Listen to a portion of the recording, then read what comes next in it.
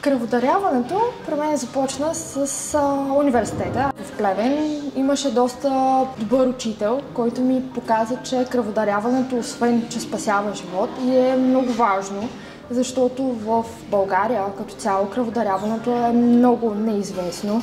Не се знае какви са ползите от това. Общо взето човек се чувства по-добре, защото кръвта се обновява на човека, съвестта и удоволствието от това, че спасяваме живот с даването на кръв, и то на много хора, е изключително ценно и важно. Към всички млади хора, към всички възрастни хора, които са годни, т.е. които могат да даряват кръв, апелирам да го направят, както да спасят човешки живот, така и да се чувстват като герои.